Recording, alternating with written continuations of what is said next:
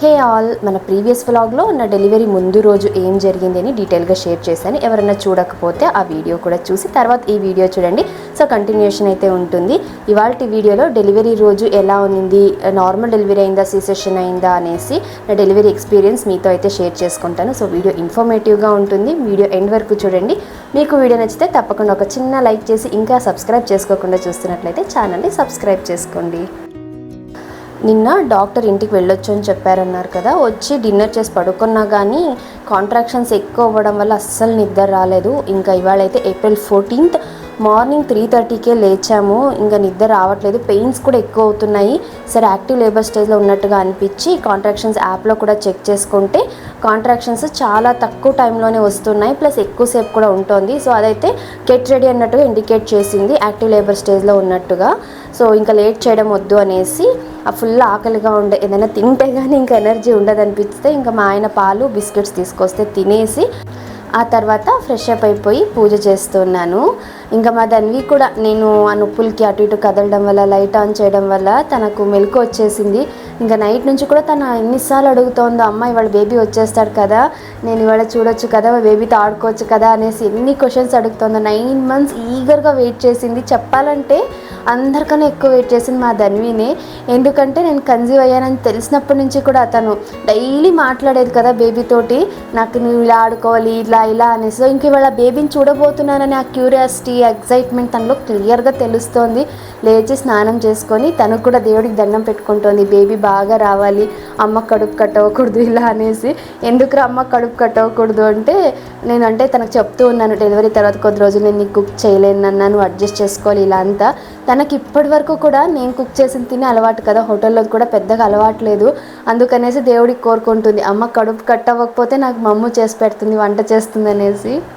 పిల్లలు ఎంత ప్యూర్ కదా, వాళ్ళ ఇంటెన్షన్స్ కూడా ఉన్నట్టుగానే చెప్పేస్తారు, ఏదో మనసులో ఒకటి బయట ఒకటి అన్నట్టుగా ఉండదు. ఇలాంటి మూమెంట్స్ అని మళ్ళీ మళ్ళీ రావు, అవి వచ్చినప్పుడే ఎంజాయ్ చేయాలి అంతే. ఇంత నాకు ఒక సైడ్ అంత నొప్పులు ఉన్నా కూడా తను మాట్లాడే మాటలకి ఆ పెయిన్ని కూడా నేను మర్చిపోతాను. అంటే ఒకలాంటి డిస్ట్రాక్షన్, బ్యూటిఫుల్ డిస్ట్రాక్షన్ లాగా అనిపించింది నాకైతే. ఆ తర్వాత బ్రేక్ఫాస్ట్ అయితే చేస్తూ ఉన్నాము. ఇడ్లీ చట్నీ చేస్తున్నారమ్మ, తినేసి వెళ్దామనేసి. మళ్ళీ ఇంకో వన్స్ అడ్మిట్ అయ్యాక తినే కండిషన్ ఉంటుందో ఉండదు, జనరలీ డెలివరీకి ముందు తినకూడదు అనేసి అంటారు. సరే ఇంకా బ్రేక్ఫాస్ట్ చేసుకొని వెళ్దామన్నట్టుగా బ్రేక్ఫాస్ట్ అయితే చేస్తున్నాము. బ్రేక్ఫాస్ట్ చేశాక ఏదైనా చల్లగా తాగాలనిపించింది, అందుకే ఈ అగారో పోర్టబుల్ బ్లెండర్లో యాపిల్ మిల్క్ షేక్ అయితే చేస్తున్నాను. కొద్దిగా సిన్నమన్ పౌడర్, డేట్స్ వేసుకొని. చాలా కన్వీనియంట్ ఇది. మీకు ఈ ప్రోడక్ట్ లింక్ కావాలంటే డిస్క్రిప్షన్లో ఇస్తాను, చెక్ చేయండి. నా డెలివరీ హడావిడి అంతా కూడా మా ధన్వినే చేసేస్తుంది. తినండి ఎంతసేపు, ఇంకా త్వరగా వెళ్ళాలి అనేసి తినగానే ప్లేట్స్ అన్ని తీసుకొచ్చి పెట్టేస్తుంది. త్వరగా హాస్పిటల్కి వెళ్తే త్వరగా బేబీని చూసేయచ్చు అనేసి తన ఎగ్జైట్మెంట్ అయితే. లగేజ్ అంతా ముందు రోజు పెట్టేయడం వల్ల ఇంకా మేము బ్రేక్ఫాస్ట్ చేసుకొని హాస్పిటల్కి అయితే బయలుదేరాము. యాక్చువల్గా డెలివరీకి వెళ్ళే ముందు టెంపుల్ వెళ్ళాలని అనుకున్నాం. నిన్న కొద్ది పెయిన్స్ ఎక్కువ అయ్యేసరికి ఇంకా వెంటనే హాస్పిటల్కి వెళ్ళిపోయాము. అయ్యో గుడికి వెళ్ళడం కుదరలేదే అనుకుంటూ ఉన్నాను. ఎలాగో లక్కీగా ఇంకా ఇప్పుడు టైం ఉండబట్టి ఫస్ట్ గుడికి అయితే వెళ్ళి దేవుడి బ్లెస్సింగ్స్ అయితే తీసుకున్నాము. ఇంకా బయలుదేరే టైంకి కాంట్రాక్షన్స్ కూడా చాలా ఎక్కువైపోయాయి. కానీ పెయిన్స్ ఎంత ఉన్నా కూడా నవ్వుతూ స్ట్రాంగ్గానే ఉన్నా మనసులో చాలా క్వశ్చన్స్ అయితే రన్ అవుతున్నాయి. నాకు పెయిన్స్ గురించి, లేకపోతే డెలివరీ ఎలా అవుతుందనే దిగులు కొద్దిగా ఉంది. మెయిన్ నా దిగులంతా కూడా ధన్వి గురించే. అంటే కొన్ని విషయాలు లక్కీ అనే చెప్పాలి. చాలామంది సెకండ్ డెలివరీ అంటే ఫస్ట్ పుట్టిన బేబీని ఎవరో ఒకరి దగ్గర వదిలేసి డెలివరీకి వెళ్తారు. బట్ ఆ విషయంలో నా డెలివరీ ముందు వరకు కూడా ధన్వి నా పక్కనే ఉంది. సో ఆ గిల్ట్ అయితే లేదు. కాకపోతే నా మెయిన్ దిగులంతా కూడా ధన్వి గురించే. డెలివరీ తర్వాత తనని ఎలా హ్యాండిల్ చేయడం, తను కూడా చిన్న పాపనే కదా, నేను రికవరీ ఫేజ్లో ఉంటాను, తనని ఆ టైంలో కరెక్ట్గా హ్యాండిల్ చేయకపోతే ఎమోషనలీ తను హర్ట్ అవుతుంది. ఇలా చాలా క్వశ్చన్స్ అయితే మైండ్లో రన్ అవుతున్నాయి, మిక్స్డ్ ఎమోషన్స్. అది ఓన్లీ సెకండ్ టైం మామ్స్కే అర్థమవుతుంది ఆ పెయిన్ ఎలా ఉంటుందని.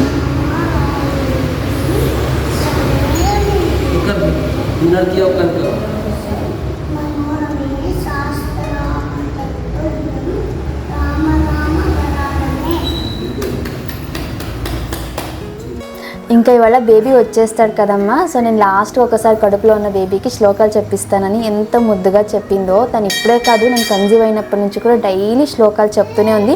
అండ్ బేబీ మూమెంట్ స్టార్ట్ అయినప్పటి నుంచి కూడా తను శ్లోకాలు చెప్పిన ప్రతిసారి బేబీ కూడా బాగా మూమెంట్స్ ఇచ్చేవాళ్ళు. సో అది వాళ్ళ అంటే సిబ్లింగ్ బాండింగ్ అనేది కడుపులో నుంచే స్టార్ట్ అయింది. ఇంకా దర్శనం చేసుకున్నాక హాస్పిటల్కి అయితే వచ్చాము. 7 o'clock అలా అయింది. వచ్చిన తర్వాత ఇంకా అడ్మిషన్ ఫార్మాలిటీస్ అవన్నీ ఉంటాయి కదా, అవి ఫినిష్ చేశాక నేను ఆల్రెడీ యాక్టివ్ లేబర్ స్టేజ్లో ఉండడం వల్ల డైరెక్ట్గా లేబర్ రూమ్కి అయితే పంపించారు. మేమేమనుకున్నామంటే ఫస్ట్ నార్మల్ రూమ్కి వెళ్ళిన తర్వాత మళ్ళీ లేబర్ రూమ్ షిఫ్ట్ చేస్తారేమో అనుకున్నాం, కానీ బట్ డైరెక్ట్గా లేబర్ రూమ్ అనేసరికి ఒకలాంటి దిగులు స్టార్ట్ అయింది. ఎందుకంటే ఫస్ట్ ప్రెగ్నెన్సీలో అంతే, లేబర్ రూమ్ అనేసి వెళ్ళిందే, ఇంకా నెక్స్ట్ డెలివరీ అయ్యాకే బయటకు వచ్చింది. ఇప్పుడు కూడా అంతేనేమో, ఎంతసేపు అవుతుందని ఒకటే దిగులుగానే ఉండింది. ఇంకా లేబర్ రూమ్కి వెళ్ళిన తర్వాత ఎన్ఎస్టీ అంతా చేసి పీవీ చేశారు. 4 centimeter డైలేషన్ అయితే అయ్యింది. అంటే నిన్న మార్నింగ్ నాకు 6 o'clockకి కాంట్రాక్షన్ స్టార్ట్ అయితే ఇవాళ నాకు ఎన్ఎస్టీ చేసేసరికి 8:39 అవుతుంది. అప్పటికి 4 centimeter డైలేషన్ అయింది. చాలా స్లోగా ఉంది, బట్ పెయిన్ లెవెల్స్ అయితే విపరీతంగా ఉన్నాయి. చెప్పాలంటే ఫస్ట్ టైం కన్నా కూడా ఎక్కువ పెయిన్స్ ఉన్నాయి సార్ నాకు.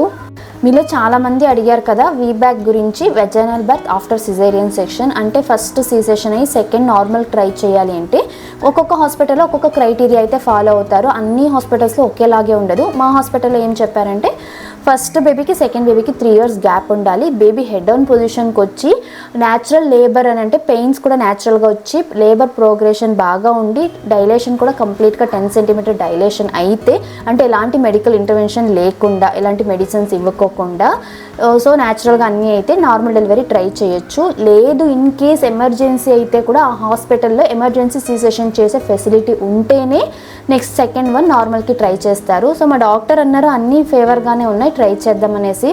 కాకపోతే నా ఫస్ట్ డెలివరీ టైంలో జరిగిన కొన్ని ఇన్సిడెంట్స్ వల్ల నాకు ఆ భయాలు అలాగే ఉండిపోయాయి. నెక్స్ట్ నాకు నార్మల్ డెలివరీకి ట్రై చేయాలన్న ధైర్యం కూడా లేదు. ఇంకా మా ఆయన ఇంకా డాక్టర్ ఇద్దరు కూడా ఇచ్చిన ఆ ధైర్యంతో ట్రై చేద్దాం అనుకున్నాం. అన్ని థింగ్స్ ఫేవరబుల్గా ఉండడం వల్ల ఆల్మోస్ట్ 1 day ఆ పెయిన్స్ని తీసుకున్నా కూడా జస్ట్ 4 centimeter డైలేషన్ అయింది. అరౌండ్ 10:30 అలా డాక్టర్ అయితే వచ్చి అడిగారు ఇంకో 2-3 hours వెయిట్ చేద్దామనేసి. నాకు నిజంగా చెప్తున్నా అసలు ఆ పెయిన్స్ని తట్టుకోలేకపోయాను. నా వల్ల అవ్వదు డాక్టర్, ఇంకా నాకు సీ సెక్షన్ చేసేయండి నేనే అడిగేశాను. ఇంకా నాకు డెలివరీ పార్ట్నర్గా మా ఆయన పక్కనే ఉన్నారు కాబట్టి డెసిషన్ తీసుకోవడానికి చాలా ఈజీ అయిపోయింది. మా ఆయనకు కూడా చెప్పాను నా వల్ల అవ్వడం లేదు అంటే, సరే రిస్క్ తీసుకోవడం వద్దు, end of the day mother and baby హెల్దీగా ఉండడమే కావాలి, నీకు ఏది బెస్ట్ అనిపిస్తే అదే చేద్దామన్నారు. సో ఇంకా డాక్టర్కి అయితే ఇన్ఫామ్ చేస్తే ఆల్రెడీ మా డాక్టర్ ఒక డెలివరీ చేస్తున్నారు, అది అయ్యాక నెక్స్ట్ మీ డెలివరీనే అన్నారు. ఈ సీ సెక్షన్ ప్రొసీజర్ అంతా నాకు ఇదే ఫస్ట్ టైం. అంటే ఫస్ట్ డెలివరీ అప్పుడు ఎమర్జెన్సీ సీ సెక్షన్ అయిపోయింది కదా, నాకు ఏమీ గుర్తుకు కూడా లేదు. కానీ ఆ ప్రాసెస్ అంతా కూడా కొత్తగా అనిపించింది. కొంచెం చెప్పాలంటే చాలా భయంగానే ఉండింది. ఏమి నాకు లక్కీగా ఫీల్ అయిందంటే ఈ ప్రాసెస్ మొత్తంలో మా ఆయన నా పక్కనే ఉన్నారు. సో చాలా వరకు ఇప్పుడు మన ఇండియాలో కూడా హాస్పిటల్లో డెలివరీ పార్ట్నర్ని అలో చేస్తున్నారు. మన పార్ట్నర్ పక్కనే ఉన్నారంటే మనకు చాలా కాన్ఫిడెన్స్ అయితే ఉంటుంది. ఇంకా ఆ తర్వాత డెలివరీకి అంతా రెడీ చేసుకున్నారు. నాకు ఫస్ట్ డెలివరీ అప్పుడు స్పైనల్ అనస్థీషియా అసలు అంతగా గుర్తుకు కూడా లేదు, ఆల్మోస్ట్ అన్కాన్షియస్ స్టేజ్లోనే ఉన్నాను. బట్ ఈసారి అంతా మెలకువతోనే ఉన్నాను కదా, తెలుస్తోంది. అదొక్క చిన్న భయం ఉన్నింది పెయిన్ఫుల్గా ఉంటుందేమో అని. లిటరలీ అసలు ఏం పెయిన్ లేదు, జస్ట్ ఏదో పిన్ చేసినట్టుగా అనిపించింది అంతే. రిమైనింగ్ అంతా కూడా చాలా స్మూత్గానే జరిగింది. అరౌండ్ 11:30 అలాగా డాక్టర్స్ అందరూ కంగ్రాచులేషన్స్ హరీశ్వరి, ఇట్స్ అ బేబీ బాయ్ని గట్టిగా అరిచారు. అసలు లైఫ్లోనే ది హ్యాపీయెస్ట్ మూమెంట్ నాకు ఆ మూమెంట్లో గుర్తుకొచ్చింది మా ధన్విని. ఎందుకంటే 9 monthsగా కూడా నేను కన్సీవ్ అయినప్పటి నుంచి కూడా జేజా నాకు తమ్ముడు కావాలి, నాకు తంబి కుట్టి కావాలని దేవుడిని డైలీ కోరుకుంటూనే ఉన్నింది. తను కోరుకున్నట్టుగానే ఆ దేవుడు తన కోసం ఒక బుజ్జి తమ్ముడిని అయితే పంపించాడు. అసలు తన రియాక్షన్ ఎలా ఉంటుందో చూడాలని ఎంతగా వెయిట్ చేశాను అసలు. ఇంకా డెలివరీ అయ్యాక ఓటీ రూమ్ నుంచి రికవరీ రూమ్కి షిఫ్ట్ చేసి ఒక 2 hours అబ్జర్వేషన్లో అయితే పెట్టారు. ఆ తర్వాత రూమ్కి అయితే పంపించారు. ఫస్ట్ ధన్వి రాగానే వచ్చి గట్టిగా హగ్ చేసుకొని ముద్దు పెట్టి థ్యాంక్ యూ అమ్మా నాకు తంబి కుట్టిని ఇచ్చావని. అసలు ఎంత హ్యాపీయెస్ట్ ఎమోషనల్ మూమెంట్ అంటే అది లైఫ్లో నేను ఎప్పటికీ మర్చిపోలేను అవన్నీ కూడా. డాక్టర్స్ డెలివరీకి నార్మల్ డెలివరీకి ఇంకాసేపు వెయిట్ చేద్దామన్నా కూడా నేను సీ సెక్షనే కావాలని ఆప్ట్ చేసుకోవడానికి ఒక పెద్ద రీజనే ఉంది. ఏంటి అంటే ఫస్ట్ డెలివరీ అప్పుడు న్యాచురల్ లేబర్ పెయిన్స్ వచ్చాయి. హాస్పిటల్కి వెళ్ళే టైంకి 4 centimeter డైలేట్ అయ్యి ఉన్నాను. వెళ్ళిన ఒక 6-7 hoursకి 10 centimeter కూడా డైలేషన్ అయితే అయ్యింది. ఎపిడ్యూరల్ తీసుకోలేదు. పెయిన్ని ఎఫెక్టివ్గానే మేనేజ్ చేయగలిగాము నేను మా ఆయన ఇద్దరం అప్పుడు. సో అన్నీ మేనేజ్ చేసుకోగలిగాము. కాకపోతే ఎగ్జాక్ట్గా పుష్ చేయాలి ఆ టైంకి మా తన్వి మోషన్ పాస్ చేసింది, మెకోనియం ఫస్ట్ మోషన్ పాస్ చేయడం వల్ల బేబీ హార్ట్ బీట్ డ్రాప్ అయింది, నా బీపీ డ్రాప్ అయింది. ఒకవేళ బేబీ ఆ మెకోనియంని కానీ స్వాలో చేస్తే మళ్ళీ ఎన్ఐసీయూలో పెట్టాల్సి వస్తుంది, లంగ్ ఇష్యూస్ వస్తాయి, ఇలా చాలా రకాల కాంప్లికేషన్స్ బేబీకి వస్తాయి. అండ్ నా బీపీ డ్రాప్ అవ్వడం వల్ల నాకు కూడా కాంప్లికేషన్స్ అయ్యే ఛాన్సెస్ ఉన్నాయి. So both mother and baby ఇద్దరికి కూడా రిస్క్ అనేసి వితిన్ మినిట్స్లోనే డెసిషన్ తీసుకుని ఎమర్జెన్సీ సీ సెషన్ చేశారు. ఆ పెయిన్స్ అప్పటి వరకు తీసుకోవడం వల్ల నాకు ఇంకా సీ సెషన్ చేసే టైంకి ఆల్మోస్ట్ అన్కాన్షియస్ అయిపోయాను, ఏం జరుగుతుందో కూడా గుర్తులేదు. ఒక ఫీమేల్ లైఫ్లో డెలివరీ టైంలో మోస్ట్ ప్రెషియస్ మూమెంట్స్ ఏవైనా ఉన్నాయంటే డెలివరీ అయినా ఆ 1 అవర్లో జరిగే skin to skin contact, first breast feed, అవి రెండు నేను మిస్ అయ్యాను. అంటే చేపిచ్చారు కానీ నాకు గుర్తుకు కూడా లేదు అది.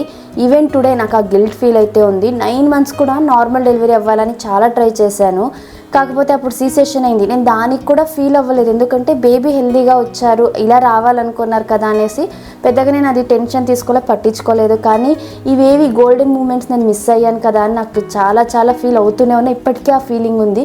డెలివరీ అయిన 4 hours నాకు మెలకు వచ్చింది. అప్పుడు అడుగుతున్న బేబీ జెండర్ కూడా గర్లా బాయా అనేసి అలా ఉన్నింది. సో అది ఈసారి రిపీట్ అవ్వకూడదు, ఇంకా మళ్ళీ ఇలాంటి మూమెంట్స్ రావు కదా. మళ్ళీ ఈసారి కూడా పెయిన్ లెవెల్స్ అక్కడికి వెళ్ళి ఎమర్జెన్సీ సీ సెషన్ చేయాల్సి వచ్చి మళ్ళీ అన్కాన్షియస్ అయితే నేను మళ్ళీ ఆ మూమెంట్స్ని మిస్ అవుతాను, ఇంకా లైఫ్లో మళ్ళీ అలాంటి ఆపర్చునిటీ రాదు అనేసి పెయిన్స్ నేను తట్టుకోగలిగిన రేంజ్లో ఉన్నప్పుడే సీ సెషన్ కావాలని అయితే డాక్టర్స్ని అడిగాము.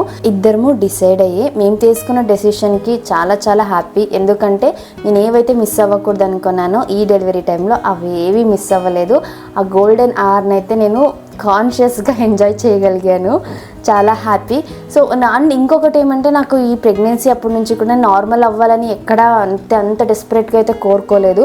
లాస్ట్ మూమెంట్లో అంటే లాస్ట్ 1 or 2 monthsలో డాక్టర్ హోప్ ఇచ్చారు అవ్వచ్చు అన్నట్టుగా, అంతే. కాబట్టి నేను దానికి ఎక్కువ ఫీల్ అవ్వడం లేకపోతే డిప్రెస్ అవ్వడం లాంటివి ఏమీ లేవు. ఫస్ట్ సీ సెషన్ ఆల్రెడీ చూసేసాను, ఆ పెయిన్ ఎలా ఉంటుందో తెలుసు, రికవరీ ఫేజ్ ఎలా ఉంటుందో తెలుసు. సో నోన్ పెయినే కాబట్టి తీసుకోవడానికి మెంటల్ అండ్ ప్రిపేర్డ్గానే ఉన్నాను. సో ఇలా అయితే నా సెకండ్ డెలివరీ కూడా ఎమర్జెన్సీ సీ సెషన్ అయ్యింది.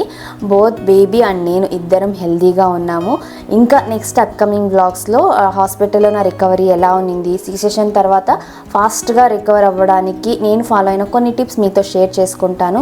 ఇంకా నెక్స్ట్ పోస్ట్ పార్టమ్ సిరీస్ కూడా స్టార్ట్ చేస్తాను. చాలామంది అడుగుతున్నారు కదా ఫుడ్ రొటీన్ అలాగే డైలీ రొటీన్ ఎలా ఉంటుందనేసి. కొంచెం టైం అయితే పడుతుంది, ఫాస్ట్గా అయితే వీడియో షేర్ చేయలేను. అండ్ ఆల్రెడీ ప్రెగ్నెన్సీలో షూట్ చేసిన కొన్ని వీడియోస్ అయితే ఉన్నాయి, చాలా ఇంపార్టెంట్ వీడియోస్. అవి కూడా ఫస్ట్ అవి షేర్ చేశాక నేను నెక్స్ట్ పోస్ట్ పార్టమ్ సిరీస్ అయితే స్టార్ట్ చేస్తాను. ఇది ఇవాల్టి వీడియో అయితే. మీ అందరికీ వీడియో నచ్చింది అనుకుంటున్నాను. వీడియో నచ్చితే తప్పకుండా ఒక చిన్న లైక్ చేయండి. ఇంకా సబ్స్క్రైబ్ చేసుకోకుండా చూస్తున్నట్లయితే ఛానల్ని సబ్స్క్రైబ్ చేసుకోండి. కలుద్దాం మరొక యూస్ఫుల్ అండ్ ఇన్ఫర్మేటివ్ వీడియోతో. Thank you for watching. Have a nice day. Bye.